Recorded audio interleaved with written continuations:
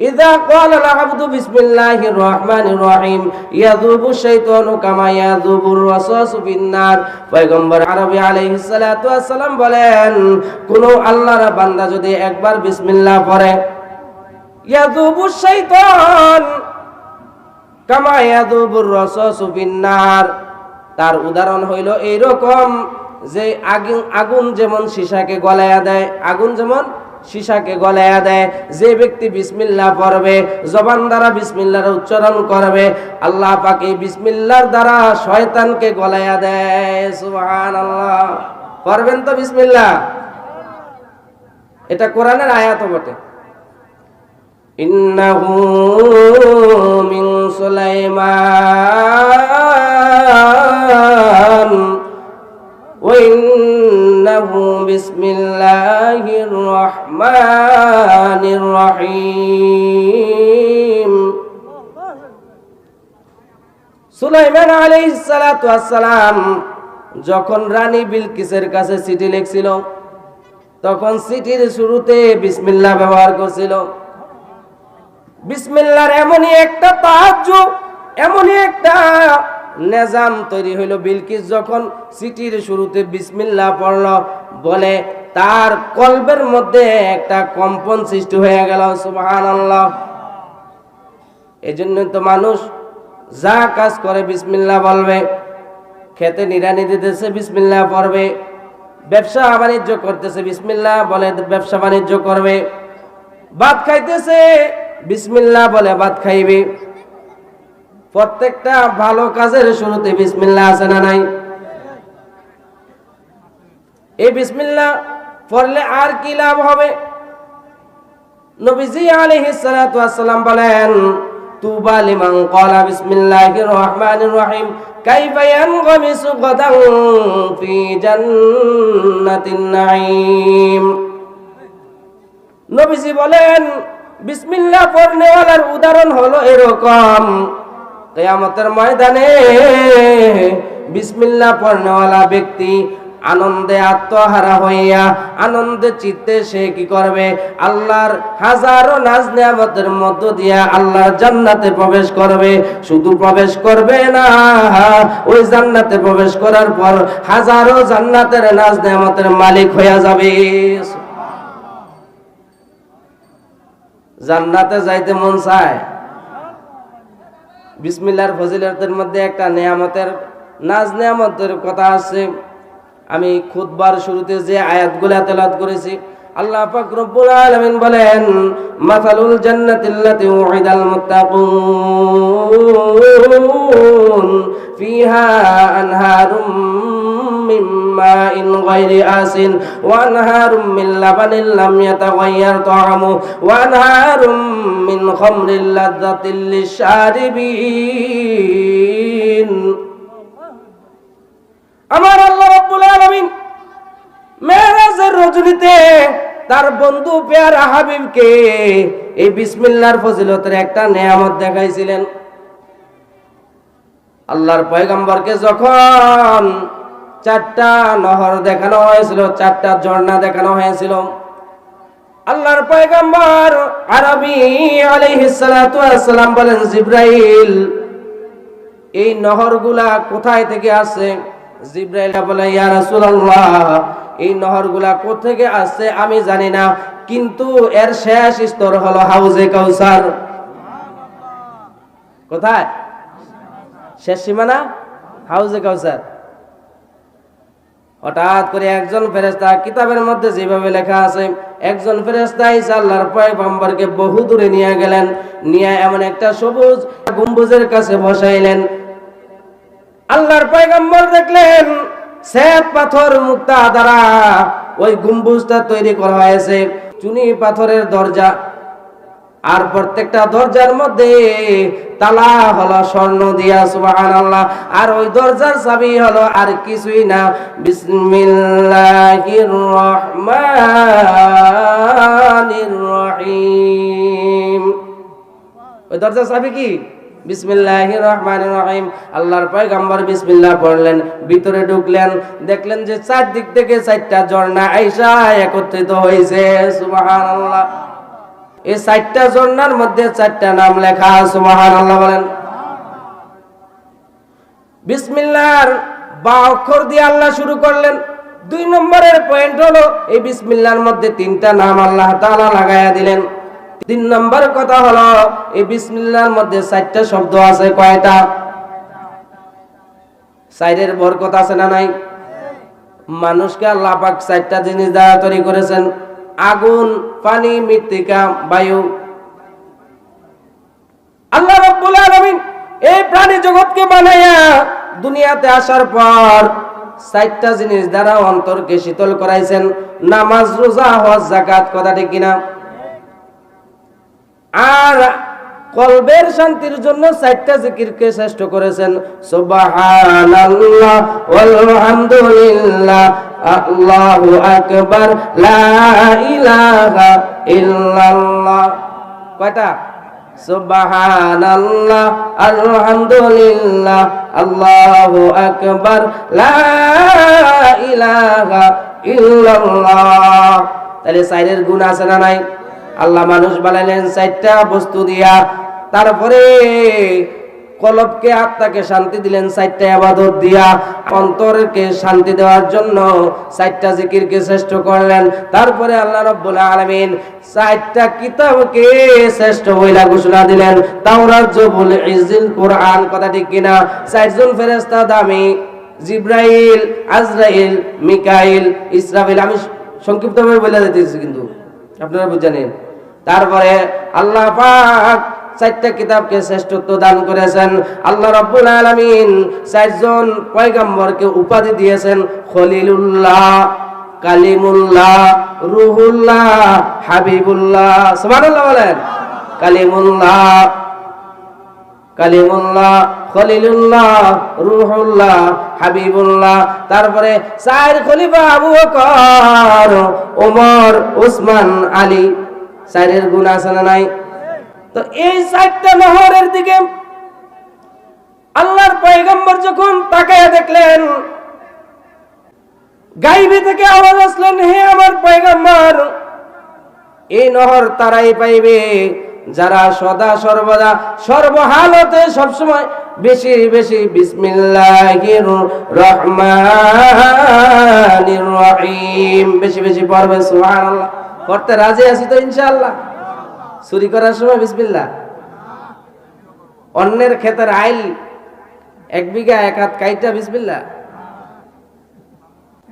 তো এজন্য ভাই, সদা সর্বদা ভালো কাজে বিসমিল্লাহ। হুজুর বিসমিল্লাহ পড়লে আর কি লাভ হবে? পয়গম্বর আলাইহিস সালাতু ওয়াস সালাম বলেন: আল্লাহু আকবার, 10,000 হাসানা।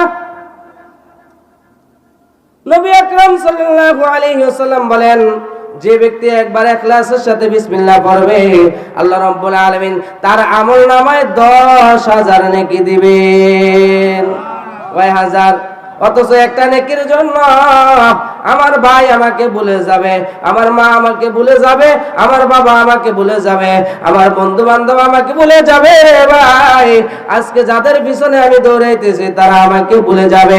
আর আল্লাহর পয়গম্বর হাবিব আলাইহিস সালাতু ওয়াস সালাম বলেন: আলাফিন হাসানা, 10,000 হাসানা, 10,000 নেকি আল্লাহ তাআলা আমলনামায় দিয়া দিবে। আর কি দিবে? 10,000 সাইয়্যা। নবীজি বলেন আর 10,000 গুনাহ তার মাফ করে দেওয়া হয়। আর কি দিবে? অরফা আলাহু 10,000 দারাজা, 10,000 মর্যাদা, 10,000 মর্তবা তাকে বাড়ায়া দেওয়া হবে। এমন দামি আমল। আজকে সেই বিসমিল্লাহ পায়ের নিচে বইয়া থাকে, বিসমিল্লাহ দিয়ে জালমুড়ি বেচে, আরবি হরফ দিয়া জালমুড়ি বেচে, আরবি আয়াত দিয়ে ইসলাম শিক্ষা বইয়ের মধ্যে আরবি আছে না, এই তারা জালমুড়ি বেচে। আপনি খেয়াল করবেন, শুনতে বড় খারাপ লাগবে। বিসমিল্লাহ হলো পড়ার একটা আমল। আপনি কাজ শুরু করতেছেন, বিসমিল্লাহ বলবেন। এই যে পোস্টার হ্যান্ডবিলের মধ্যে বিসমিল্লাহ লেখা হয়, না লেখলে বড় খারাপ লাগে, না লেখলে বড় খারাপ লাগে। যেটা কেমন কথা, একটা পোস্টার করলো বিসমিল্লাহ লেখলো না, খারাপ লাগে না? কিন্তু রে ভাই, বিসমিল্লাহটা একটা এমনই মর্যাদা সম্পন্ন আয়াত, এমনই মর্যাদা সম্পন্ন নাম এই জায়গার মধ্যে আছে। আল্লাহু আকবার। এটা যেখানে সেখানে লেখা যাবে না, এটা পোস্টারে হ্যান্ডবিলে লেখা যাবে না। কেন লেখা যাবে না? তার কারণ হলো এই পোস্টারের মধ্যে আপনি বিসমিল্লাহ লেখলেন, হ্যান্ডবিলের মধ্যে লেখলেন, লেখার পর কিছুদিন পরে, এক সপ্তাহ পরে আপনার আর এই পোস্টারের প্রতি কোনো খেয়াল নাই, মহব্বত নাই। এটা নর্দমার মধ্যে পড়া যায়, এটা ডাস্টবিনের মধ্যে পড়া যায়, এটা মানুষের পায়ের মধ্যে পড়ে কি পড়ে না? আপনি আমারে খাওয়াইলেন ভালো কথা, যাওয়ানোর সময় পিছে দিয়ে একটা লাথি দিয়া দিলেন, এটার নাম নেই ইজ্জত?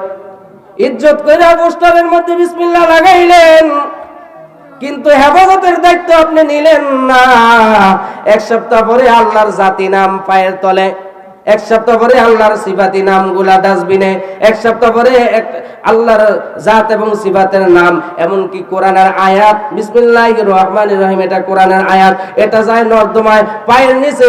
এজন্য ওলামায়ে কেরাম, হক্কানি ওলামায়ে কেরামের ফতোয়া হলো, আপনি মানেন আর না মানেন, আপনার কাছে ভালো লাগুক আর না লাগুক, বিসমিল্লাহ পোস্টার হ্যান্ডবিলে লেখা যাবে না। আবার লেখা যাবে কোন জায়গার মধ্যে লেখা যাবে? যেই জায়গার মধ্যে হেফাজতে থাকবে, উপরে থাকবে, নর্দমায় পড়ার ভয় নাই, ডাস্টবিনে যাওয়ার ভয় নাই, পায়ের নিচে যাওয়ার ভয় নাই, এমন জায়গায় আপনি বিসমিল্লাহ লেখেন, সমস্যা নাই। আর যদি দেখেন পোস্টার হ্যান্ডবিলের মধ্যে বিসমিল্লাহ লেখলে এটা অপদস্থ হবে, অপমানিত হবে, লাঞ্ছিত হবে, তাহলে ওইখানে লেখা হারাম। কি ইজ্জত দিলেন? অথচ এই বিসমিল্লাহরে হেফাজত কইরা আল্লাহর এক বান্দা বিশরে হাফিকে আল্লাহ পাক ওলি বানাইছেন। সুবহানাল্লাহ বলেন। আল্লাহ পাক রব্বুল আলামিন বলেন, এই নাম এমন দামি নাম, যে নামের জন্য আমি আল্লাহ পৃথিবী বানাইলাম। বিশরে হাফি মদখুর যুবক, মদের আড্ডাখানায় যাইবে, সামনে দেখলেন একটা কাগজের টুকরা, এই কাগজের টুকরার মধ্যে কেমন যেন কোরআন শরীফের মতো আরবি আরবি লেখা দেখা যায়। সুবহানাল্লাহ বলেন। পথের মধ্যে আরবি লেখা পড়ে থাকলে আমরা চিনি কি চিনি না? কোরআন শরীফ পড়তে না জানলেও আরবি লেখাটা চিনি, কথা ঠিক কিনা? কারণ আরবিটা এমন একটা ভাষা, পৃথিবীর সর্বশ্রেষ্ঠ ভাষা হলো আরবি, কথা ঠিক কিনা? কি আসতেছি বললেন? ইংরেজি কোশ্চিন কালেও না, আমি বলতেছি। আল্লাহর ভাষা কি? কোরআনের ভাষা কি? রসুলের ভাষা কি? মক্কার ভাষা কি? মদিনার ভাষা কি? কবরের ভাষা কি? জান্নাতের ভাষা কি? আহিব্বুল আরবিয়্যুন তালাত লিআন্নি আরবিয়্যুন ওয়াল কুরআনু আরবিয়্যুন ওয়া কালামু আনিল জান্নাতি আরবিয়্যুন। আল্লাহর নবী আলাইহিস সালাতু ওয়াস সালাম বলেন, উম্মত তিনটা কারণে আরবি ভাষাকে মহব্বত করবা। কয় কারণে? কয় কারণে? এক নম্বর হলো লিআন্নি আরবিয়্যুন, আমি পয়গম্বরের জবানের ভাষা হলো আরবি, ওয়াল কুরআনু আরবিয়্যুন, দুই নম্বর হলো কোরআনের ভাষা হলো আরবি, তিন নম্বর হলো জান্নাতে ভাষা হবে আরবি। আল্লাহর ভাষা আরবি, রাসূলের ভাষা আরবি, কোরআনের ভাষা আরবি, হাদিসের ভাষা আরবি, মক্কার ভাষা আরবি, মদিনার ভাষা আরবি, কবরের ভাষা আরবি, কোরআনের ভাষা আরবি, জান্নাতের ভাষা হবে আরবি। এজন্য আরবি হলো দুনিয়ার সর্বশ্রেষ্ঠ ভাষা।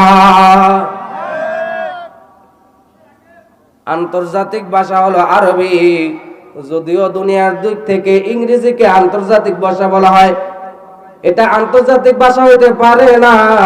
তার কারণ হলো যেই ভাষার অস্তিত্ব দুনিয়াতে আছে কিন্তু আখিরাতে পাওয়া যায় না, এই ভাষা কোনোদিন আন্তর্জাতিক ভাষা হইতে পারে না। ইংরেজি দুনিয়াতে চলবে, ইংরেজিতে আপনি অনর্গল কথা বলতে পারেন, কিন্তু কবরে গিয়া ইংরেজি চলবে না। আমি আর আপনি যেই দিন এই দুনিয়াতে আসছিলাম, সেই দিন ডান কানে আজান, বাম কানে ইকামত দেওয়া হয়েছিল কি ইংরেজিতে না বাংলায় নাকি আরবিতে? আবার আমার যখন একটা সময় আসলো বিবাহের সময়, অন্যান্য হাদিস বিরোধী আমল যাই করি, অন্ততপক্ষে খুতবাটা দেওয়া হয় ইংরেজিতে নাকি বাংলায় না আরবিতে? আবার যখন আমার শেষ জীবনে এমন একটা সময় আসবে বন্ধু, আমি আর আপনি এই দুনিয়াতে থাকতে পারবো না, একা একা কবরের দেশে চলে যেতে হবে রে ভাই। ওই কবরে যখন আমি যাইব, আমার পরীক্ষার প্রথম প্রশ্ন হবে মার রব্বুকা, ইংরেজিতে না বাংলায় না আরবিতে? তাহলে আমার জীবনের শুরুতেও আরবিতে আযান ইকামত, আমার যৌবনকালে বিবাহের সময়ও আরবিতে খুতবা, আমার শেষ জিন্দেগিতে যখন কবরে রাখবে মিনহা খলাকনাকুম ওয়া ফিহা নুঈদুকুম ওয়া মিনহা নুখরিজুকুম তারাতান উখরা, ওইটাও আরবিতে বলবে বিসমিল্লাহি ওয়া আলা মিল্লাতি রাসূলিল্লাহ বলে রাখবে, এটাও হবে আরবিতে। আমার কবরের প্রশ্ন হবে আরবিতে। এইজন্য যেই ভাষা দুনিয়া তো চলে আখিরাতেও চলে, ওই ভাষাটা হইল আরবি। ইংরেজি দুনিয়াতে চলে, আখিরাতে ইংরেজির কোনো ঠাঁই নাই। এইজন্য ইংরেজি আন্তর্জাতিক ভাষা নয়, আরবি হলো আন্তর্জাতিক ভাষা। আপনি মানলো এটা সত্য, না মানলো সত্য। তো বলতেছিলাম এই নামের হেফাজত কইরা বিশরে হাফি মদখোর যুবক রাস্তা দিয়া যায়, হঠাৎ কইরা দেখে আরবি লেখার মতো একটা কাগজের টুকরা। এই বিশরে হাফি আরবি লেখার মতো দেখা যায়, তো কাগজটা হাতে নিয়া দুলা বালি করে মুইসা সুমা দিলেন, চোখের মধ্যে লাগাইলেন আর বললেন, কোন কোন বর্ণনা লেখা যায় যে এই বিশরে হাফি পড়তে জানে না, মাকে গিয়া বলছিলেন, মা গো দেখো এই যে একটা লেখা দেখা যায়, এখানে কি লেখা আছে এটা তুমি হেফাজতে রাখো। আবার কোন কোন বর্ণনায় পাওয়া যায় এই বিশরে হাফি নিজেই পড়ছেন যে এই কাগজের মধ্যে লেখা আছে বিসমিল্লাহির রহমানির রহিম। ডাক দিয়ে বলে, হায় রে হায়, এমন একটা দামি নাম, এমন একটা দামি আরবি লেখা দুলাবালির মধ্যে পড়ে রয়েছে। এই লেখা তো যেমন তেমন লেখা নয়, এই লেখা তো এমন দামি লেখা। এই কাগজের টুকরার মধ্যে দামি নাম আছে, এই আল্লাহ তাআলার জাতি নাম আছে, আল্লাহ তাআলার সিফাতি নাম আছে। আল্লাহু আকবার। আল্লাহ আল্লাহ कैसे प्यारा नाम है, अल्लाह अल्लाह कैसे प्यारा नाम है, अल्लाह अल्लाह इच शीरे निस्तेराम शीर शक में कुनत जानम तमाम। আল্লাহু আকবার। চোখে লাগাইলেন, মুখে চুমা দিলেন, দিয়া হেফাজত কইরা মদের আড্ডাখানায় চলে গেলেন। মদ কি হালাল না হারাম? জোরে বলেন, হালাল না হারাম? আমাদের যুবক ভাইরা, সব যুবক নয়, শহরের বেশি যুবকরা মদ না পাইলে যেন আড্ডাই জমে না। কথা ঠিক কিনা? বড় লোকের বড় লোকগিরি টিকে না দুইটা জিনিস না খাইলে। বড় লোকের বড় লোকগিরি টিকে না দুইটা জিনিস না খাইলে। কি? একটা হইলো বিড়ি, আর একটা হইলো লম্বা লম্বা বোতল। কথা ঠিক কিনা?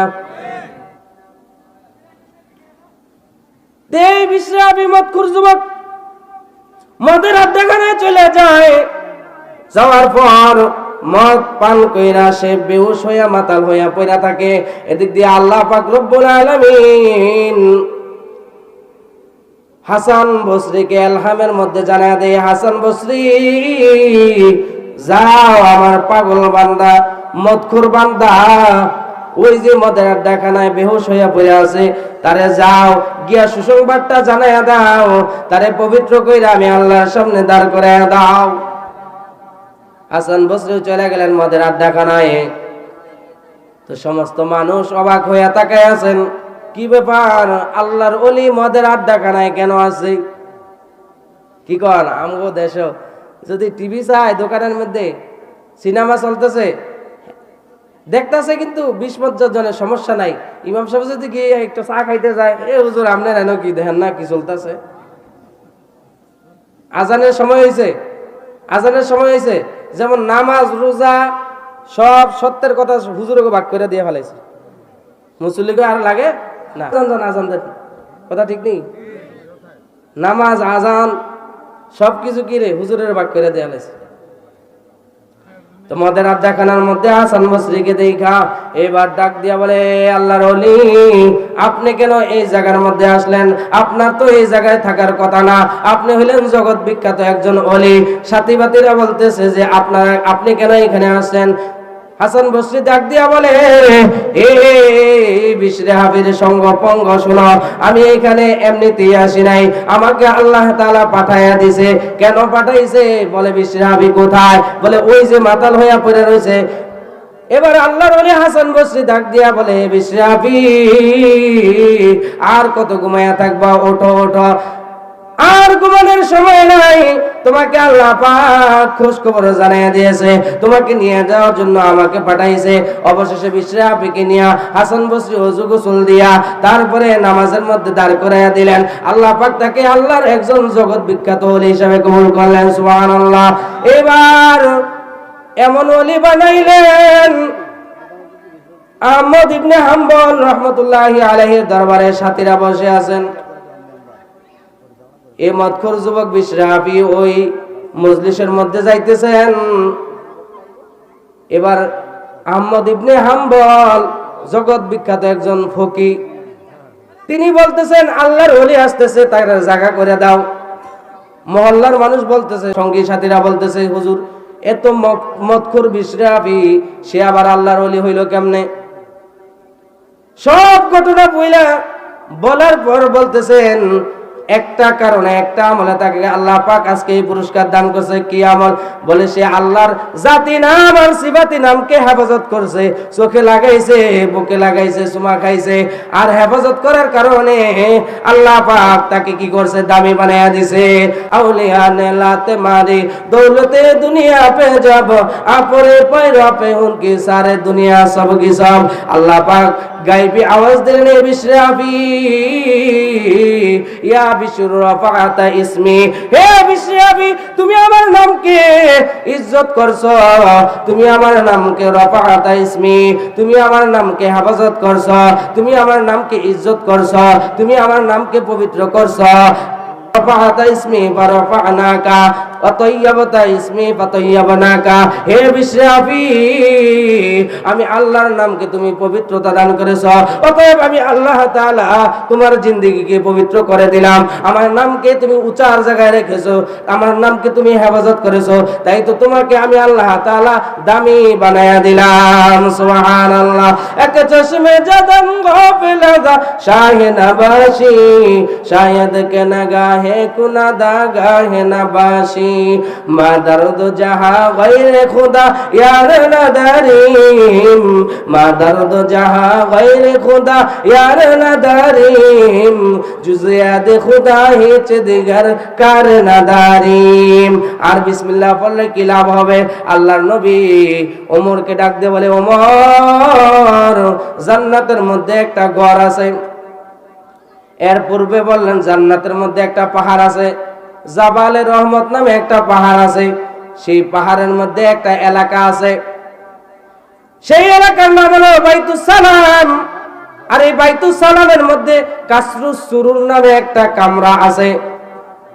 আল্লাহু আকবার। কাসরুস সুরুর নামে একটা প্রাসাদ আছে, আর ওই প্রাসাদের মধ্যে একটা খাস কামরা আল্লাহ বানাইছেন। ওই খাস কামরাটার নাম হলো বাইতুল জালাল। এর মধ্যে 4000 দরজা আছে। কয় হাজার? তো পয়গম্বর আরবি আলাইহিস সালাতু ওয়াস সালাম বলেন, আমি দেখলাম ওই বিসমিল্লাহর ফজিলতে এই ফায়দা আল্লাহ তাআলা দিবে। কি ফায়দা?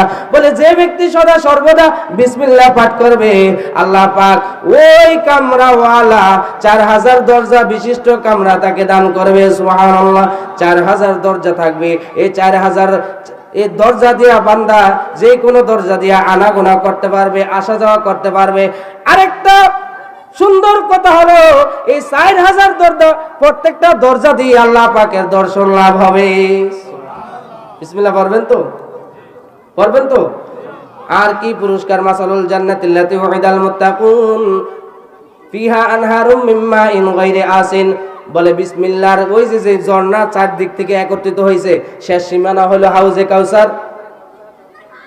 তো ওই ঝর্ণার 1 নম্বর হলো ওই ঝর্ণার মধ্যে থাকবে স্বচ্ছ পানি। কি পানি? মাম পানি মিনারেল ওয়াটার থাকবে। 2 নম্বর হলো ফিহা আনহারুম মিন মাইন গায়রি আসিন ওয়া আনহারুম মিন লাবানিন লাম ইয়াতাগায়্যার তা'আমু। 2 নম্বরে ওই ঝর্ণার মধ্যে থাকবে একটা দুধের ঝর্ণা। সুবহানাল্লাহ বলেন। আরে মিয়া 1 কেজি দুধ কিনা খাইতে কষ্ট হয়, আর একটা নদী দান করবে দুধের। 3 নম্বর হলো ওয়ানহারুম মিন লাবানিন লাম ইয়াতাগায়্যার তা'আমু ওয়ানহারুম মিন খামরিল লাযাতিল লিশারিবিন, শরবতের নদী দান করবে। ওয়ানহারুম মিন আসালিম মুসাফফা, মধুর নদী দান করবে। সুবহানাল্লাহ।